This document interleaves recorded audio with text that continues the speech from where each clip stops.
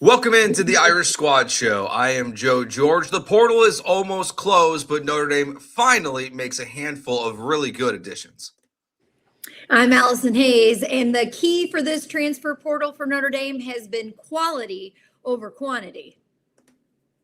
I'm Alan Pinkett, two-time All-American, and I finally looked at this portal stuff, and I kind of liked it. Reggie Brooks, 1992 All-American. I'm taking a different slant on this. Does Miami being in the national championship elevate the status of Notre Dame, considering they only lost to them by 3 points? I'm just Play saying. like a champion today. It's the Fighting Irish Squad Show. Everything Notre Dame Fighting Irish every week. Breaking down the biggest news and game-changing plays the way only Locked On Podcast Network can. Wake up the echoes. The Fighting Irish Squad Show starts now. Welcome into the Irish Squad Show here on the Locked On Irish YouTube and audio channels. Joe George, Allison Hayes, Reggie Brooks, and Alan Pinkett here for you for the next hour as we talk all things Notre Dame football with a splash of a preview of the national championship game on today's show as well. But the portal, guys, it's almost closed. January 16th is almost here. We are right around the corner from potentially finding out what the new version of the college football playoff would look like. That'll come down on January 23rd. We'll hit on that more next week, but we're going to focus on the portal here because last week we did the show and the portal had been open for a couple days and Notre Dame had only lost players. So at least today Notre Dame has added players. They've added 4 players in the portal, a wide receiver, a defensive end, and 2 cornerbacks. I'm going to start off with this one.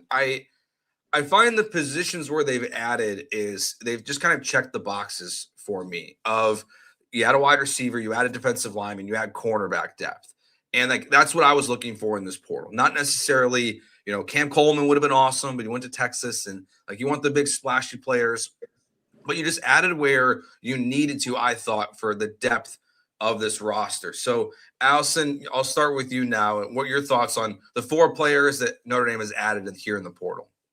Well, I won't go too in depth on each guy, but I can, and maybe we kind of rotate through and then we can chime in on the guys as we go because I've got a lot of information and I think it's good to know. But I mean, the first things first is when we talked last week, Notre Dame had brought in 0 guys and there was conversation like people were freaking out online. Is Notre Dame slipping? Why are these other schools making these big moves and nothing is happening for Notre Dame? They're just losing players.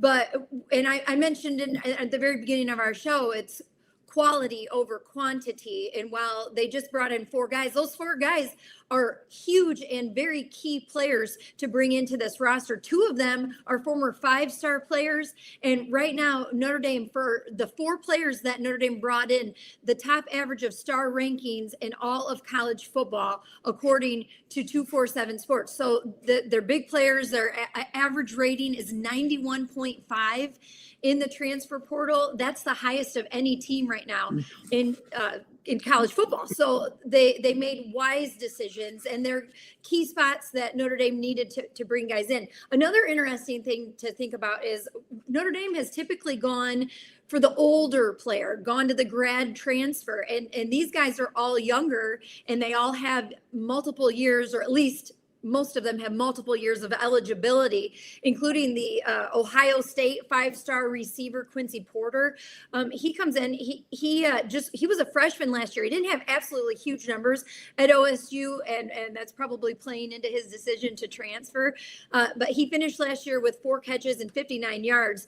But he's 6'4", 210 pounds, and reportedly he boasts a 6'9" wingspan, which is incredible.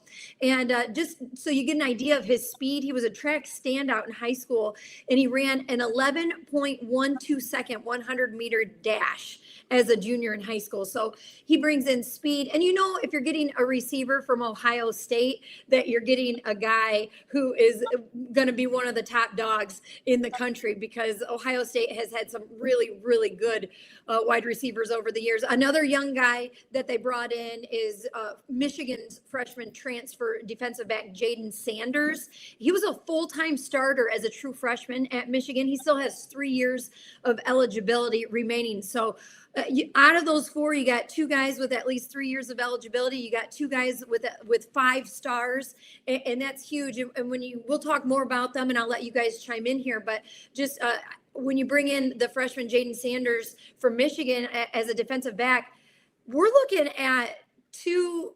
They also brought in a guy from Colorado. Those 2 guys add to Notre Dame's secondary, making it already possibly one of the best secondaries in all of college football and elevating it to another level. When you add in those guys along with Leonard Moore, Tay Johnson, Adon Schuler, and Christian Gray, I mean, watch out. This secondary for Notre Dame is going to be incredible next year.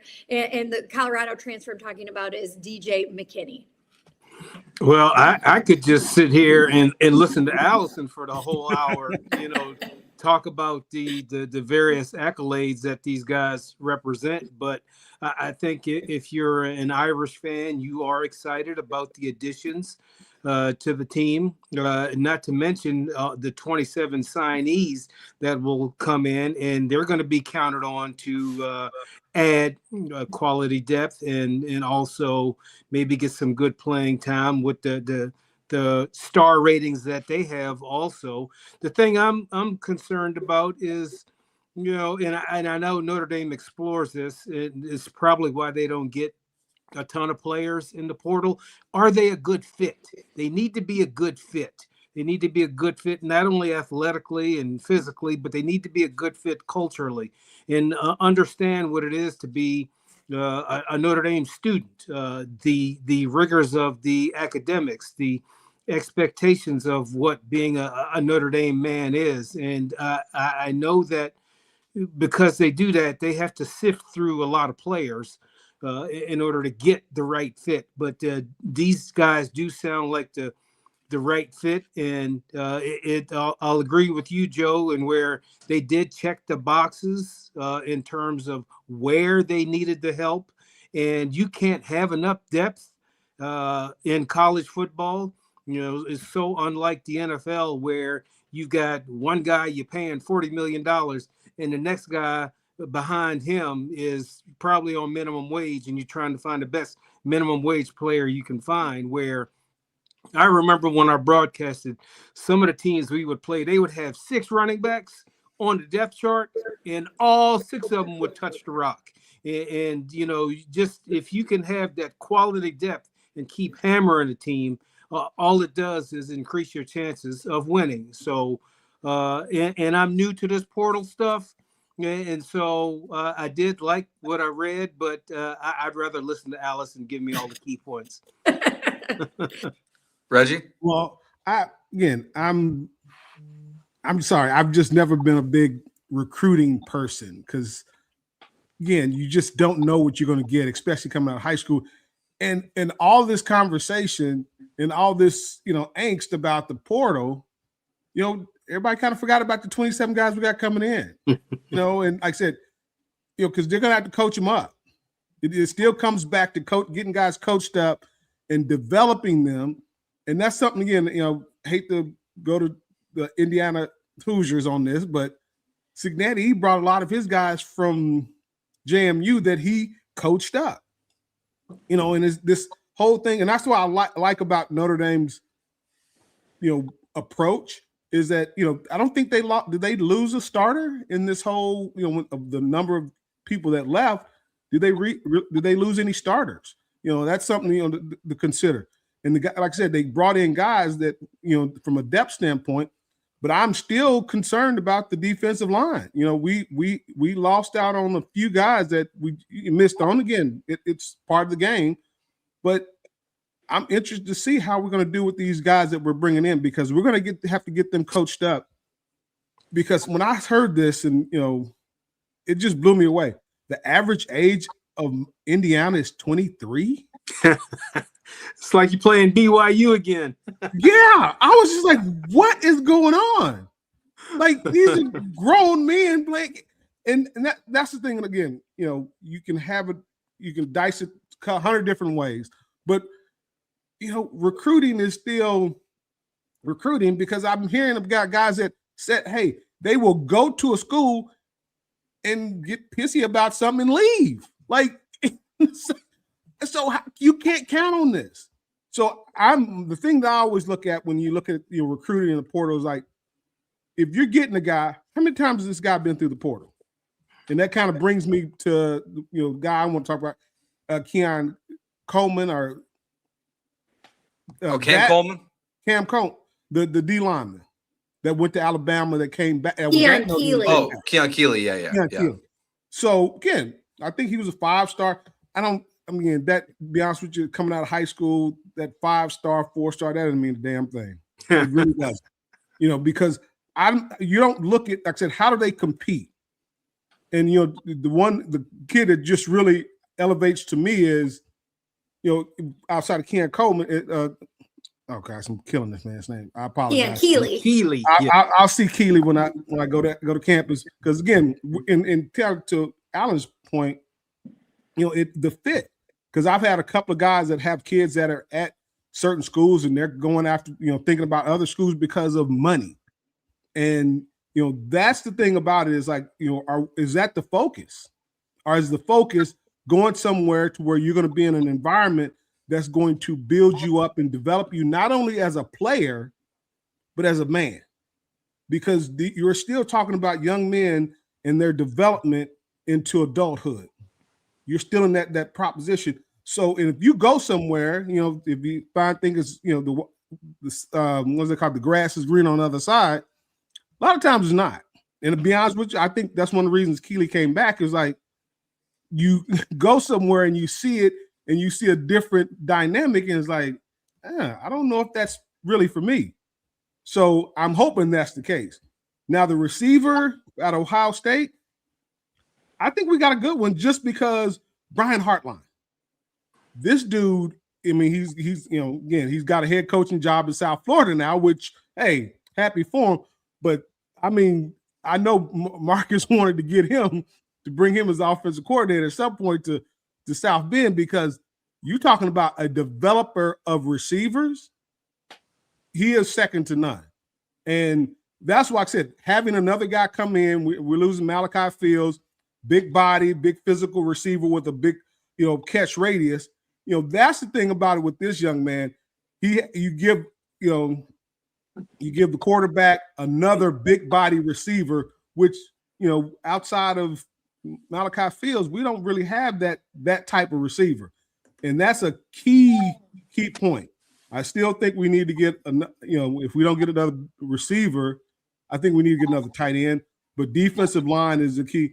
But even if they get here and they sign, these kids can just leave. It's crazy. Think about that. Literally, you can come to a school, enroll, and then you feel a certain type of way, you can just leave. That's what the quarterback from Purdue did last year. Yes, this is killing college athletics, because the dynamic is no longer what it was. And again, I'm for change. I'm old school, but there's some certain things that you should try to maintain, not for the integrity of the game, but for the benefit of the young men coming through these schools.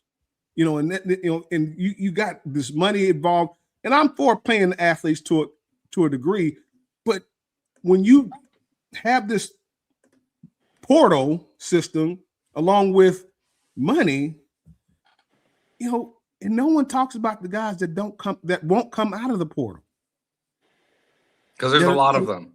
The last I heard was that there was 5,300 players in the transfer portal. You could field, how many college football rosters can you just field with the transfer portal there? And again, but the thing that also hurts, and again, that's why I appreciate, how Notre Dame's approach is, simply because you're allowing high school students that opportunity. Because high school students now are a forgotten entity, because it's like, why would I go get this kid that's fresh out of high school that's still wet behind the ears, and I can go get this kid that has some college experience and plug him in? And they do that because they're not concerned about what benefits the young man. And I'm sorry to get on the soapbox on this, but that just really bothers me, because we're creating a system that is going to churn through athletes. And this is not just football players. So what are we teaching our young men and women about what college is supposed to be about? You know, I'm glad Notre Dame was able to get some young men out of the portal, but, you know, like you said, Alan, are they a good fit? Do they understand the community and the atmosphere that they're coming into? I do know this, Coach Freeman, he understands it, and, you know, that's how his approach. But, you know, and that's going to be the thing that I'll look at is, you know, we get a guy, Keeley, coming back. You know, is there an adjustment period? Because Alabama is very, very different than Notre Dame. Tuscaloosa and Notre Dame are not. You know, so how does that? You know, how will he? Kind of assimilate back into the fold? You know, and how much did he develop? I mean, because we're going to need him. He's going to be a key piece to it. Yeah. So you know, as much as we talk about getting pieces out of the portal, I think it's just important for us to discuss, you know, the fit, but also, is there something we can do to better help these young men that are coming through the system? Because it just hurts my heart to see that many young men in the portal that have no concept of what happens when if no one picks them up, and if their school doesn't bring them back. Reggie, to your point, what you talked about, and Joe, about how many thousands of kids are in the portal. I don't know if you guys had seen College Game Day before the Texas Tech game, but they were talking about their linebacker, who is the best linebacker in college football. I can't think of his name, but he started as a quarterback, and he was a quarterback at Virginia. And he said that it was, you know, he was transferring with no place to go, and that people don't really talk about the players that get into the portal who then don't get picked up, that don't have the flash and all of that. And he ended up having to change positions and kind of just lucked out because he had some connections that knew the coach at Texas Tech, who was willing to give him a chance, but said he's not going to come here as a quarterback. He's going to have to change to a completely different position and play linebacker. So I think that's to your point. Also to your point, Reggie, I think that's probably why Notre Dame doesn't make these moves in the first couple of days of the transfer portal opening up. They are vetting these guys. They are making sure they are the right fit. And I think we've seen a lot of players that Notre Dame has picked up in the past few years out of the portal have turned out to be really good key pieces to Notre Dame's roster. They're not just picking them up willy-nilly. They're picking up players that have made significant impact on the team, and they fit right into the culture at Notre Dame. Guys like Sam Hartman, Riley Leonard, Devontae Smith. There's been a lot of guys that have come in that have, you know, found their place here. And Keeley, when you talk about Keon Keeley from Alabama, I think that's a huge pickup for Notre Dame. And I think the fact that he did commit to Notre Dame and then flipped to Alabama, went to Alabama for a couple of years, and now he's made his way back to Notre Dame, I think that is a good example of maybe he should have trusted his gut in the first place. There was things here at Notre Dame that felt like they were right, but then he probably got wooed away to Alabama and their program and the money and whatever else there is there. But to find his way back, I think is going to be hopefully a really good fit for Notre Dame. And just to talk a bit about him, his numbers aren't super huge either so far, but he was a consensus top 10 national recruit. I know you don't care too much about that, but he was a 5-star guy, and they get those stars for a reason, not necessarily always pan out, but he was a 5-star. But he's known to be athletic and to be athletic on the edge, and Notre Dame needs that. And the best showing of his career so far was in Alabama's first-round win over Oklahoma in the CFP. He had 4 tackles, 1 sack, and a pass breakup in that win. And so he's playing some good football towards the end of his career there at Alabama. He also had a half a sack in the SEC championship game against Georgia. So he's playing really good football towards the later end. Now he's going to come in with a whole new perspective and probably appreciation for Notre Dame. And just a cool little nugget of information. He was actually a high school teammate of Irish linebacker analyst Trey Reeder. So he's got that connection to Notre Dame too. And that Trey Allison definitely was reaching She out. on it. yeah she is she on Well, it. to that though, you look at him, and again, this just popped in my head. Because we're getting more edge guys. Would it make sense to, except because he's young, but I think he's versatile. Dropping Bryce Young into the because I think he's like 280. Drop him into defensive tackles because we need that area shored up. I know we've done good on edge guys and defensive backs, but we need something in the middle of that defense that is going to anchor it.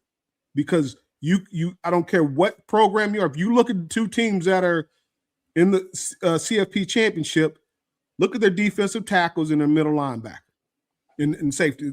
Down the middle of their defense is as good as anybody has, and you have to have that if you're going to win championships. So, and just because again, not that his dad was a defensive tackle, but his explosiveness, his size, because he's 6'7". 270, you put a couple more pounds on him to get him up 280, 290, he could be a force in the middle.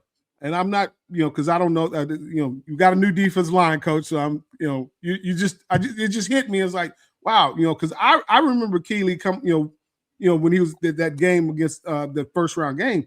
Again, very explosive off the edge. He can bend the edge and really get low and turn that corner, and but we got to have some more on the defensive side of the ball, in particular the middle of the defense. When I see that, I'm looking forward to us really hitting that area. But we may be able to move some guys around. Yeah, and one more thing to add, Joe, because I know we got to go to a break. Is his situation, Keely's situation? He originally decided to go to Notre Dame, but then he goes to Alabama under Saban. But then Saban leaves. You get a whole new crop of coaches that maybe he's not as in tune with. And I think that influenced his decision a little bit too, that, you got a different group of guys. This is what I came here and signed up for. And so I think that was a major reason why he was able to come back to some form of stability. All right, let's continue this portal conversation here on the other side. So a couple other things to hit on here. So we'll continue that because I got some questions about Christian Gray. I think we had an interesting comment in the chat about what his position flexibility might be next year and what this means. So we'll get to that next here on the Irish Squad Show. Today's episode of the Irish Squad Show is brought to you by Wayfair. The new year is here. It's the perfect time to reset your routine and refresh your space.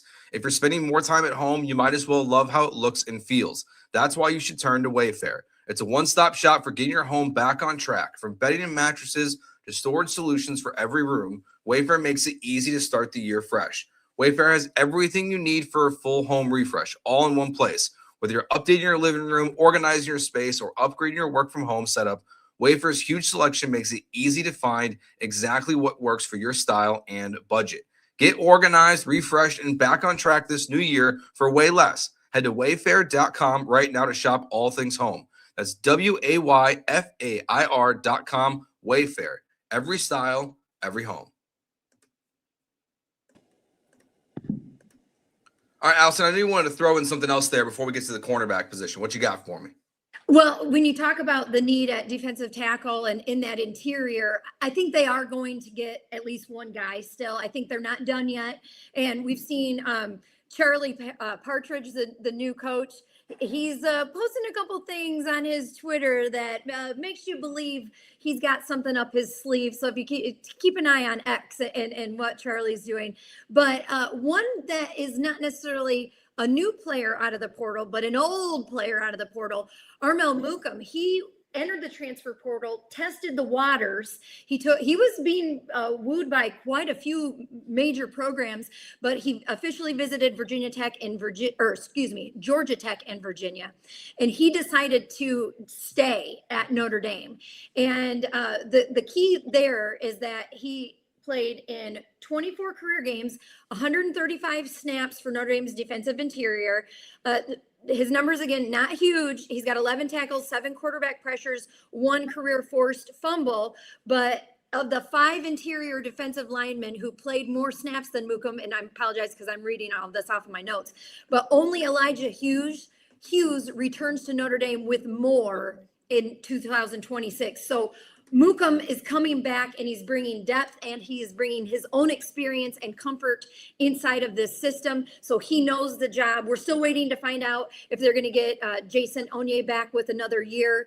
But Armel, I think he looked to see what was out there and decided that staying at Notre Dame was going to be the best fit for him. And I'm going to guess that's because his coaches told him that he's going to have some real opportunity to play there. And again, he comes back with a ton of experience. And I think we're going to start seeing more of him and his ability starting to shine as he continues to develop. He's a former 4-star recruit for Notre Dame. He's a big guy, 6'3", 304 pounds. So keep an eye on Armel Mukum. Not a big name out of the transfer portal, but he's a guy from Notre Dame who was looking to leave and his coaches decided to keep him here at Notre Dame.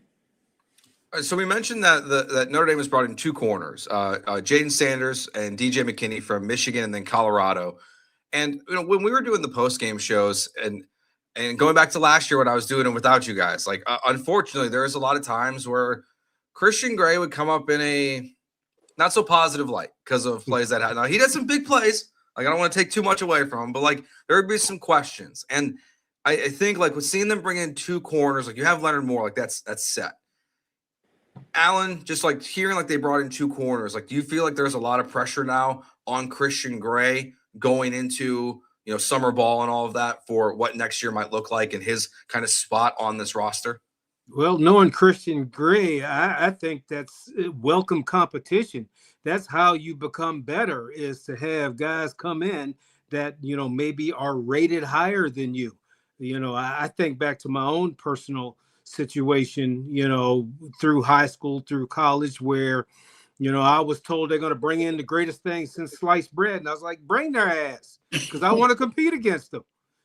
So I think having more talent in that room only helps a Christian Gray. And I think he plays with a level of confidence that, is unmatched in that defensive backfield. But to have more back there, more is always better. That's true. 100%, Reggie? 100% agree. But that's the other thing. What are you saying when you if something doesn't go your way, up and leave? And again, I know it said, that was, I came close to doing it, after my sophomore year, it's like, man, I ain't gonna ever see the field. I mean, even though I played on defensive back, that's not where I wanted to play, but there's something to be said about the competition. That was one of the reasons I went to Notre Dame in the first place, was to go compete. They had just won a national championship. It's like, hey, let me see how good I really am. Now, I'll be honest with you, the reason I thought about leaving is, man, that freshman year coming in, man, when the upperclassmen came in and seeing those guys, they start kicking my woo. That was like, okay, is this really for me? But something that, my dad always told me, you don't quit. You fight, you keep competing, and you work through it. And that's the thing, like I said, I would love to see more of these young men do, is work through things as opposed to, let me find a different route that would be easier. And Kirby Smart said something about, talking about, kids that leave. He's like, the kids that leave here, I want to go play the teams that they're going to, because they don't want to deal with the physicality of the game. I want somebody, if somebody leaves, it's not because they couldn't hack it necessarily. It was just certain they didn't want to be physical. And this is the one thing about this is a physical game. Football is a physical game. It will beat you up. And more importantly, it's a mental game. And I just think, again, there's a level of mental toughness that you have to play and play at a high level. Now, with Christian Gray, we're going to see, because I just think he just doesn't play with the confidence of his ability, because when he does it, he shines. But he always it seems to me he always reverts back to, should I be out here? Am I good enough? But I will say last year he was injured and playing through injury, which again, there's a difference between being hurt and being injured. And again, I have fought with him is that, why are you still out here? Because it's obvious you can't do the thing. You're kind of reduced in your ability, and you can't be reduced in your ability and play at the level that you're playing and start. Is let somebody else get in there and get healthy. And the more you can do that, the better you'll show. Because just like you said, Joe, the way it comes across is like he sucks. That's how it comes across. I'm sorry. It does. And I feel bad for for saying it that way, because there's times where it's like he sucks, but then he makes these big pick sixes, and you're like, well, that's a good player too. He's a liability, though, and I think teams know to go after him. They go when Notre USC. Dame's playing in man, and I love Christian Gray as a person, but you have to hope that the competition will be good for him. But either way, it's good for Notre Dame, and that's honestly what's most important when it comes to this season. And I think DJ McKinney really brings something to this team. His former coach, Deion Sanders, he praised him for his ability to play in man. And that is something that Notre Dame fans have been screaming about with Chris Ash, is get out of zone and play more man. And now we're bringing in a guy who is known for his ability to play in man. So that's a really good pickup for Notre Dame. And he was honorable mention all conference last year, or in 2024 as a junior. He ranked 4th in the league with 9 pass breakups. And he did miss the last 3 games of this past season with an undisclosed injury. And they, Colorado did not have a great season, but he still amassed 35 tackles, an interception, and 4 pass breakups despite that injury. Well, let me tell you, Joe, real quick, how I know Christian Gray welcomes this competition, because I was able to tag along with my great nephew, who unfortunately signed with Syracuse, but was up at Notre Dame to visit. And, we met with the coaches and watched practice and toured the facility and the campus and everything. And we ran into Christian Gray, and Christian Gray took his time to talk to my great nephew, and he concluded by saying, man, you just need to come here. That's what it is. You just need to come here. So I know he welcomes the competition. I guess this could be a Notre Dame question, because it might be who they're facing next year, but it's also a question for Reggie and Alan, because you guys both played in the league. But so I'll set this up a little bit. So Tyler Shuck is making $10 million in his rookie contract with the New Orleans Saints as a 2nd-round pick. He was the 40th overall pick. A lot of people are kind of projecting Ty Simpson, who's in the draft right now, in a similar range. But reportedly, he's being offered $6.5 million to be the Miami Hurricanes starting quarterback next year. So, Alan, if Ty Simpson calls you for some reason, are you telling him to go to Miami, or are you telling him to go to the draft if you're making $6.5 million as a quarterback at college? So that's where you consult the people that are the draft experts to see potentially where you would go in the draft. Remember, one of my favorite sayings is you don't leave early to go late. Meaning you don't leave school early to get drafted below the 1st round. You only leave early if you're going to get drafted in the 1st round. And I don't believe Ty Simpson is at a point where his value can go, how do I say it? His value, I don't think he has great value at this point, other than, he led a team into the college football playoffs. But, does he stand above or equal to a Fernando Mendoza? No.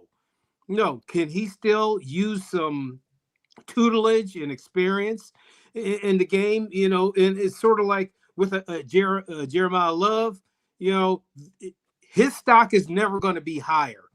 So he had to go. I can't say the same thing about a Ty Simpson, that his stock is so high now that he needs to forego college, because I think that he could stand a lot of improvement. And in that game, remember, maybe he did get the game against Indiana. Maybe he did get a little bit injured, but he wasn't injured enough for him to yank his ass out. They yanked his ass out again. All right. So I would say, possibly another year of development. And the kicker is you get paid. So stay in college one more year, because when you come out into the NFL, it's, no more fraternity, sororities, and happy-go-lucky. Let me study for a class. It's business. And plus, it's Miami. Yeah. You get to go to Miami, like from Alabama. That's a pretty good upgrade. Reggie, what do you think? But is it though? I mean, I was thinking the same thing. It's really, again, I'm not so sure. I think I'm glad that Coach Cristobal is doing well there at Miami. I think he's a really good coach. He's kind of back from our era, and he's changed the dynamic of what Miami is. Now, my question is, if you're going to go somewhere else, or go NFL versus or go to another school, would that school elevate your draft stock? If you're going to make that's the decision more so than I think it is if I go to Miami, is that going to increase my draft stock? It could, because Malachi Tony that's a good problem to have on the edge. That again is somebody that you can throw the ball to that's going to make plays on a consistent basis. Because I think I agree with Alan. Like I said, he's just not there yet, and I don't know if he can necessarily get there. But I think you go to a Miami, that's an option, because you have some really good talent on the edges that will help you. Because I'm sorry, Alabama's offense was not good. Mm-mm. It was not good, and you're the quarterback, and I didn't see it really improve throughout the year. And I look at our offense with CJ Carr, there was definite improvement. So the question is, can he get better? And they said that comes back to, is there a quarterback coach at Miami that's going to make you better? Then you need to consider that, because I just don't think he's ready for the pros, because that is you see even the top draft picks in the top first round quarterbacks, they get their butts handed to them. Yeah. They go through the growing pains, but I don't know if he has the psyche to deal with something like that. I don't think Dante Moore is ready. Yeah. No, 100% agree. That's a fascinating one, because they just got the kid from Nebraska, Dylan Raiola, has committed there, but they're saying Dante Moore is also not for sure leaving. Like it's really curious. Like, I think Dylan Raiola could use a year of sitting behind him. Honestly, it's like it could be good for everyone, but it's gonna be fascinating. Allison, do you have any thoughts on this? Because he also has like a couple $4 million offers, a couple of them from other SEC schools. So it's not Miami or the draft. He's got a bunch of options. Yeah, he can pretty much go wherever he wants. I agree with you, Reggie. It's about whether or not this additional year in college football will make him better.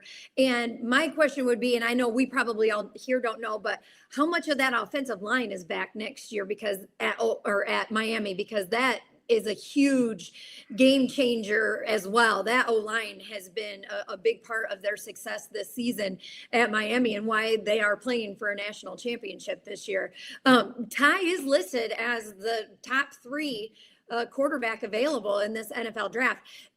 So my question to you guys is, how much money difference is it from first round, where if he were to slip, to day 2? It's really millions. It's millions. Yeah. Millions. The other part to that is, like I said, if you're a quarterback and you go into the latter half of the first round or second round, but you're still first day, if you're not in that that premium number, I think it's 1 through 15 or 17 or something. Yep. It's you get to that second contract quicker. Yeah. And that's the thing that a lot of things. The question that comes up, like I said, if you're going to be a first round pick, if you're not in that starting at top 15 or so, you gotta, because again, this is called not for long, because again, you don't have a longevity is not the norm in professional football. Yeah, So average career 3.5 years. Yeah, the quicker Yeah, you so- can get to that second contract, the better chance you have of helping your bank account on a big on a major level. Yeah, so Cam Ward got $48.7 million guaranteed as the first overall pick in the draft last year. Jackson Dart at 25 was picked 25th by the Giants. His contracts were $17 million. And then Tyler Shuck, who went 40th overall, got $10 million. So like it can vary. Like It depends. that's a big chunk, like Yeah, from and it's like number 1 to 40. Yeah. So if you're not in that top, as a quarterback, if you're not in that top 10, then you should stay, and he should take $6 million from Miami. I just did a quick Google search just to see how much he's making at Alabama, and I don't know if this is right. This is the AI overview, which is not always fully accurate, but it says his reported earnings at Alabama for 2025 included a base salary of $400,000, and that he could reach as much of around $800,000. That's a huge. Bye, difference. Alabama. Yeah, no kidding. Alabama Yeah. should be ponying up for him. Yeah. But even if he doesn't go to Miami, I think even to our point about being a right fit at Notre Dame, you kind of have to be the right fit to go to Miami also. That place is not for everyone. Right. In a completely opposite end of the spectrum, as Notre Dame isn't a place for everyone. And so I don't know Ty Simpson's personality personally, but just from what we've seen in his engagement and interviews and things like that, he doesn't seem like a real flashy, smack talking kind of guy. So who knows if Miami's the right place for him. But I mean, either way, if he decides to just stay in college football, wherever he decides to go, he's going to get paid probably potentially more than he would going to the NFL. So it feels like most likely it's a win-win for him to stay and get one more year of experience in the college game. All right, we'll look at 2026 next week, and maybe even the week after that. But we've been talking about Miami, and there's obviously a big game on Monday coming up between Miami and Indiana. Who are you rooting for? We'll get to that next year on the Irish Squad Show.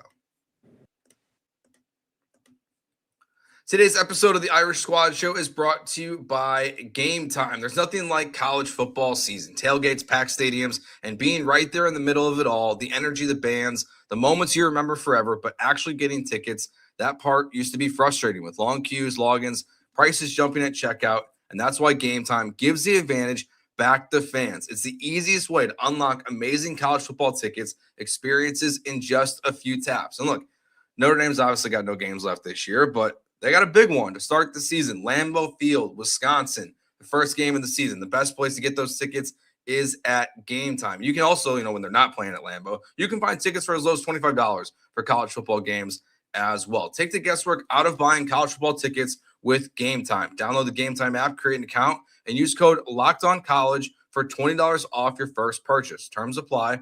That's code LOCKEDONCOLLEGE for $20 off. Download the Gametime app today.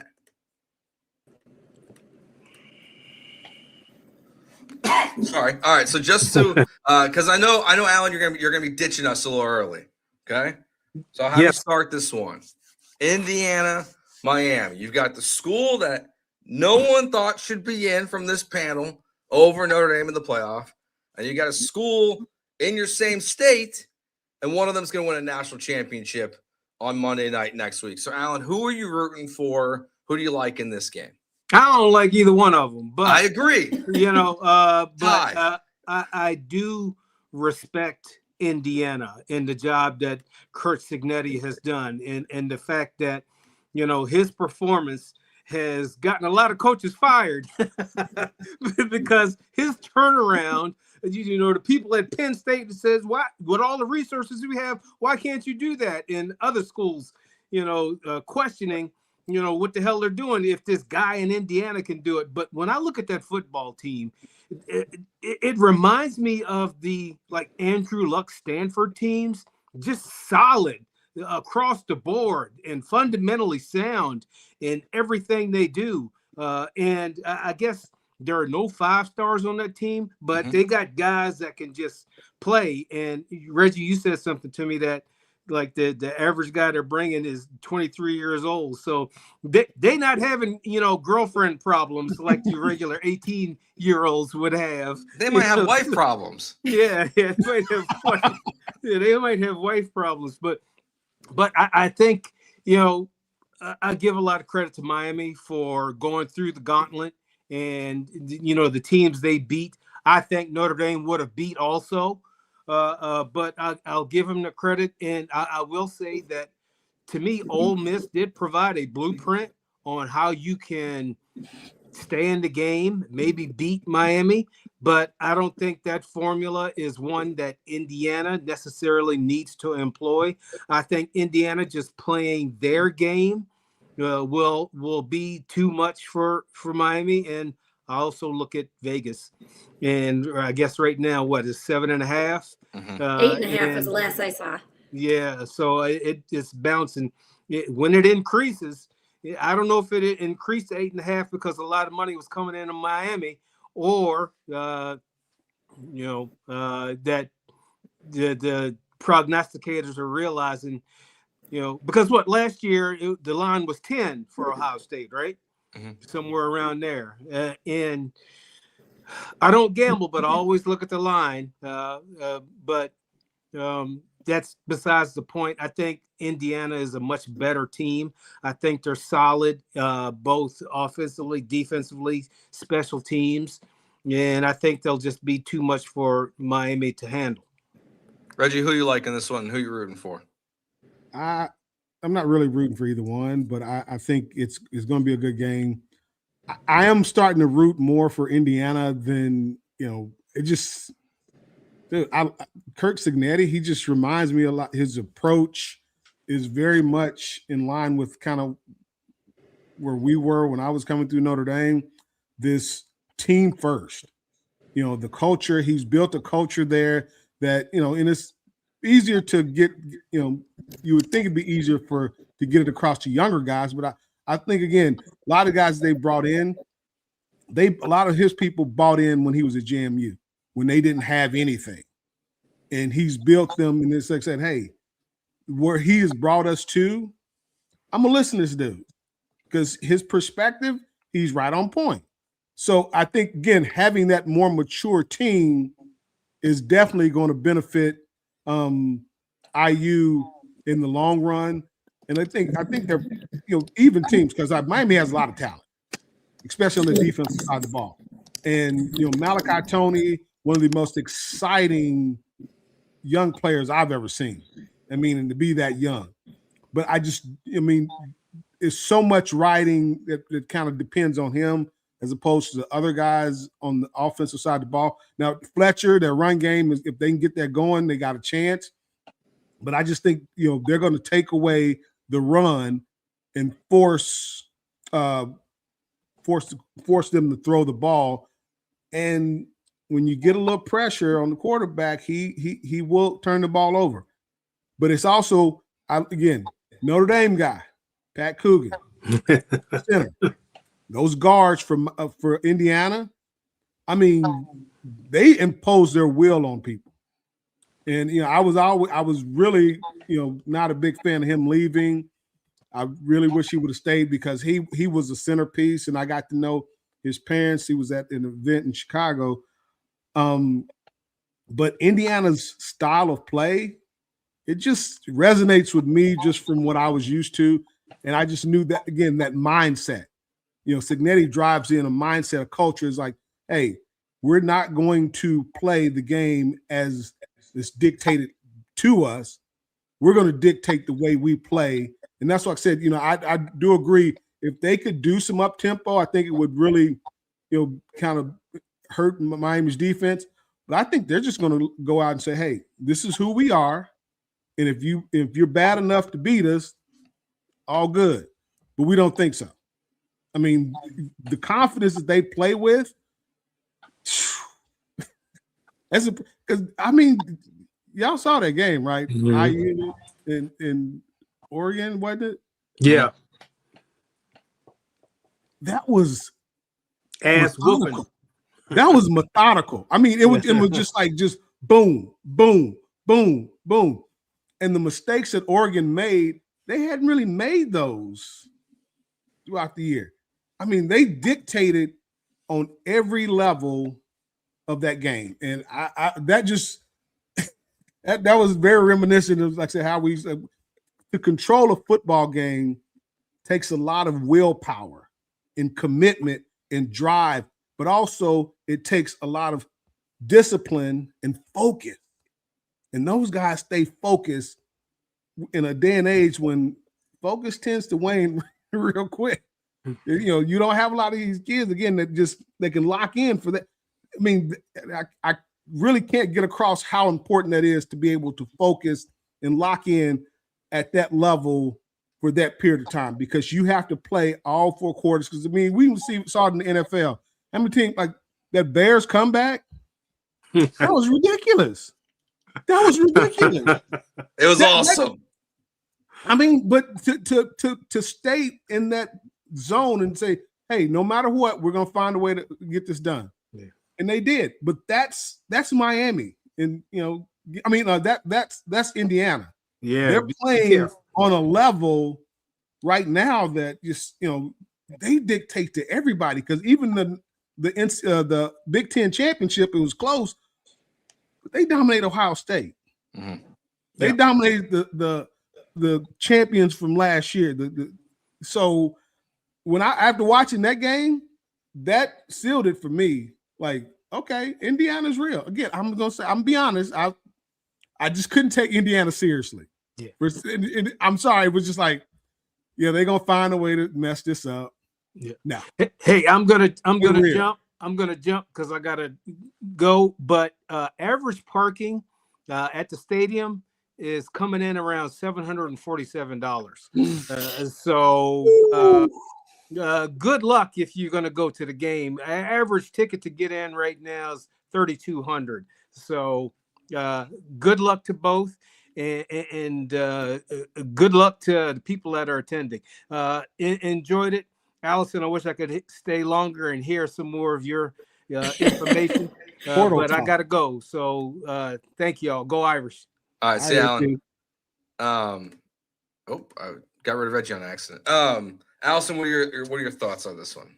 So I bring an interesting perspective to this because I live here in the South Bend area, and I know a lot of folks who were or went to IU, were IU fans, but you know, always Notre Dame is their number one team, and they've been coming out of the woodwork now, and this area is just exploding with Indiana fans.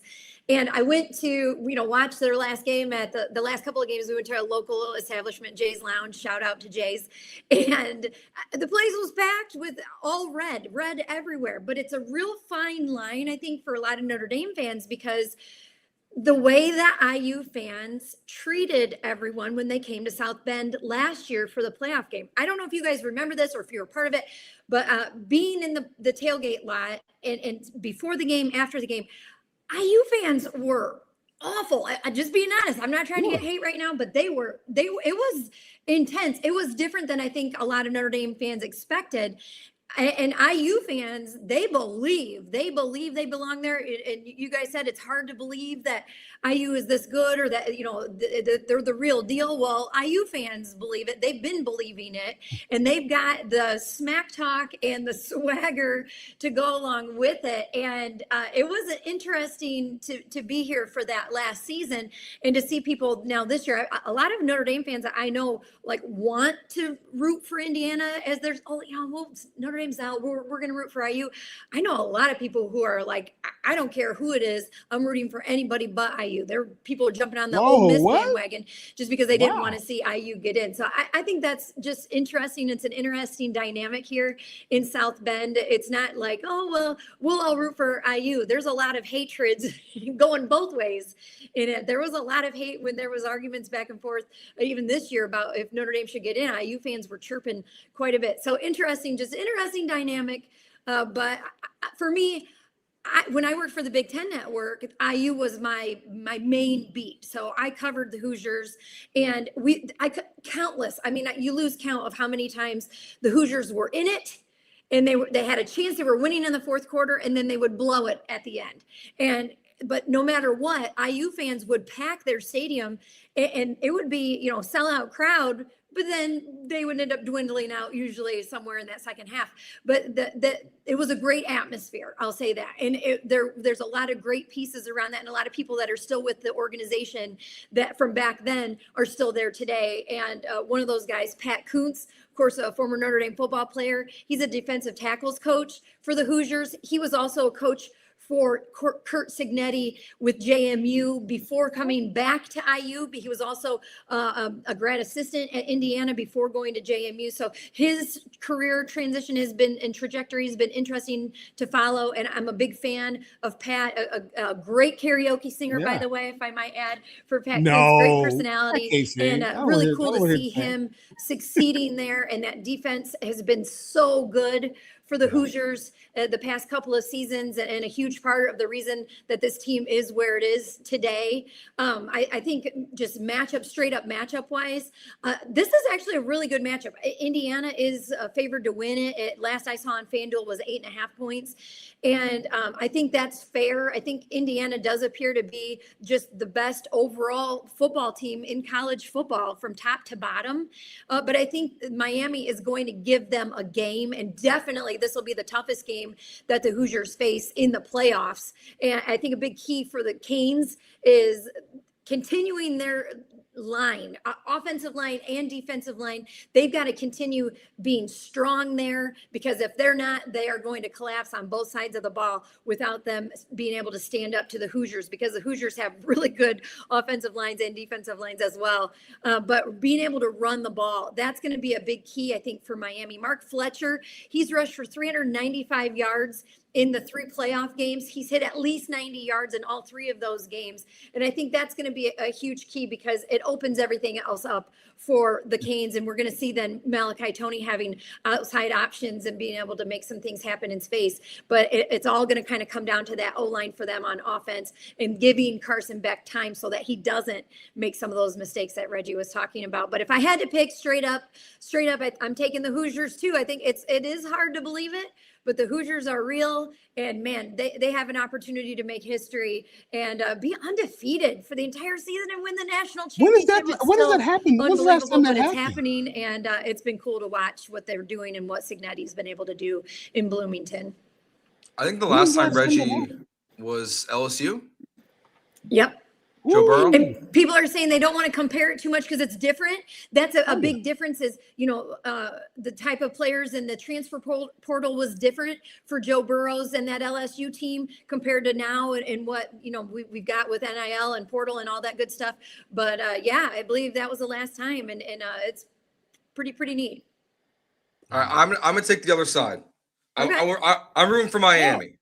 Okay. Really? And I got 2 reasons. Okay, the first one is Indiana is becoming a problem in the transfer portal. So I don't need them to be national champions and be able to be like, oh, you want to go to Notre Dame and take Calc 1 as a freshman? Or do you want to come to the school that won a national championship? That's part 1.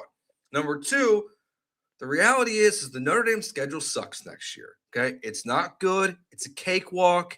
Like, the only good team on your schedule really next year is Miami. So when I'm thinking into 2026, I'm like, okay, how do you boost your resume? Well, how about the team that just won the national championship is going to be preseason number 1 in the country probably, no matter who their quarterback is. Their schedule's not that daunting, to be honest with you, especially, we don't know the ACC timeline yet, but like the Clemson game could be after, and we know Clemson's not that good anymore compared to what they were. So I'm thinking, okay, portal, it's better if Indiana loses. And then for Notre Dame next year, if you're playing the number 1 team in the country and the defending national champions, you want to boost that resume, it might be your only shot next year. So selfishly, I'm gonna pull for Miami in this one. I've decided. Well, I just can't pull for Miami. And I don't have a dislike for Miami, really. I mean, it's just, when I was here, there was tension there. Yeah. And to be honest with you, like I said, I have no animosity towards IU because it's IU. I'm sorry. But they're a problem. But they're a problem. Yeah, I agree. Now it is. I am sold that, is it IU is the problem or is it Kurt Signetti? Can we? Oh, it's Signetti. Yeah. Can we just help him? Don't he want to go to the pros? Just go to the pros, Kurt. You can. he would hate the pros because again, this is right down his alley. But outside of that, like I said, I'm a fan of Kurt Signetti just because again his approach and where he's come from. You know, his coaching, you know, rise. You know, he's been at some places and he understands college football. That's the one thing I like about him. He's not a, you know, the flashy guy. He is who he is, and he keeps it pretty simple. And it's, again, you got to root for that guy. Just not because he's likable, because he's probably, you know, because Coach Holtz was an asshole to a lot of people. I'm sure Kurt is too. But the thing about it, just in all that I've heard from people, and he cares about people. He cares about his coaches. He cares about his players. When you have someone that cares about you at that level, it makes a difference. And guys are willing to play and do. And I 100% agree with you, Joe. They're going to be a problem in the portal. Just because they're going to be able to get guys in that Notre Dame won't be able to get in, because you're still coming to the academic side of things, and Notre Dame is not going to relinquish that. So, IU, not saying it's not a good school, but they can do some things that Notre Dame can't. So I think that's going to be a deal. But I do, and I also agree with where our schedule is. But you never know. Someone could, get portal happy and pay and get good. But I do know this. With that schedule, we're going to have to beat people by 3 touchdowns on average.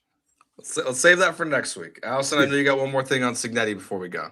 Just one cool thing I read over the weekend was Signetti's impact that he's had, not just on the football program, but on the overall university because of the success of football.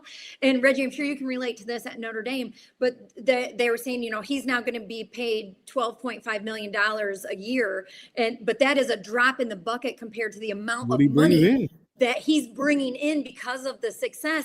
And it's also raising they're able, because they've got so many more kids that are applying to the school because of this basically advertising that they're getting, but they're also able to accept more out-of-state students. And the out-of-state student versus the in-state's like roughly, say, around $10,000 or less for in-state tuition. Out-of-state is $30,000, and they've increased that. So they're up to about 50-50 now, in-state and out-of-state kids, which is amazing to me that there's that many out-of-state kids that are wanting to go to the or to Indiana University without probably knowing that much about IU other than they like their football team. But that's how it goes. And I just thought that was a really interesting fact. And it's really trickling its way down throughout the entire university landscape. Okay, but Bloomington, they know how to party now. They do. That is. You're still talking about college kids. It's a good time. It's a good time. Some of my favorite memories in college were driving up to Bloomington. So it's a good time. Been there a few times. It was like, okay, they might not be able to play football, but they sure know how to party. Yeah, that's for sure. All right. That will do it for this episode of the Irish Squad Show. We'll be back with you guys next week as the portal will be closed. We'll have a national champion. We'll be starting to now really start to slowly get ready for the 2026 Notre Dame football season. So thank you all for watching and listening. We'll talk to you next week. Enjoy the rest of your week and the national championship game. Peace.